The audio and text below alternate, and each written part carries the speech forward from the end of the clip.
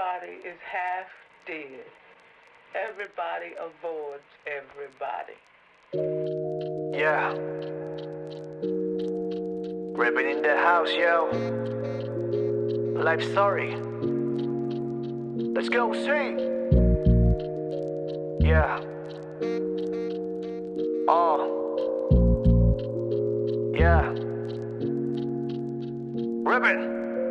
I was looking at the sky, tinanong aking sarili, o bakit ganito sa'kin pa din nananatili? Lungkot na darama kapag mag-isa, hindi na mapigilan, ilalabas ko na. Gusto ko lang naman minsan ay mapag-isa, pero iba pa din kasi kapag kasama ka. Sa'king iniisip, iba na ang nadarama. Lungkot at saya parang walang pagkaiba.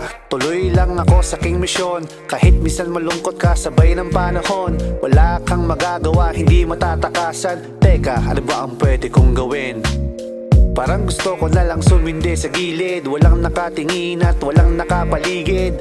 Masarap pala ang mag-isa, wala namang kasing pinagkaiba, diba? Oh shit. Sarap mag-isa, grabe. Sisimulan ko ng atong istorya, kung saan tanda ko pa't memorya. Naaalala ko pa nung ako'y nakulong, pero hindi naman ako nalulong. Sadyang salbahe at madaming gustong takasan, pero hindi atraso at hindi kasalanan. O sadya dala lang ng kabataan, pero ni isa walang taong tinatapakan. Mabilis lapitan kaya napahamak, anong magagawa ko, ganito ang kapalaran. Kaya kung pwede lang, o pwede lang, o pwede lang, kalimutan ng nakaraan. Kaya kung pwede lang, o pwede lang, o pwede lang, ayoko na tong pagdaanan. Madaming sinasabi ang iba, ngunit hindi naman nila alam. Pinagdaanan kong kakaiba sa inyo ay ngayon ko lang ipaalam. O teka lang, pwede ka bang manahimik, makinig sa aking himik? O teka lang, pwede ka bang manahimik, makinig sa aking himik? Siguro kayo ngayon ay naguguluhan, tila tenga nyo'y aking pinaglaruan. Oo, lumabas ako sa kulungan, pero lumabas ng malinis aking pangalan.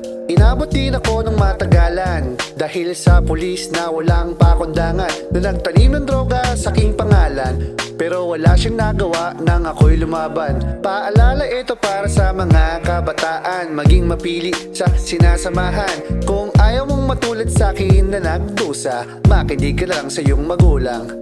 Paalala ito para sa mga kabataan, maging mapili sa sinasamahan. Kung ayaw mong matulad sa akin na nagdusa, makinig ka na lang sa iyong magulang.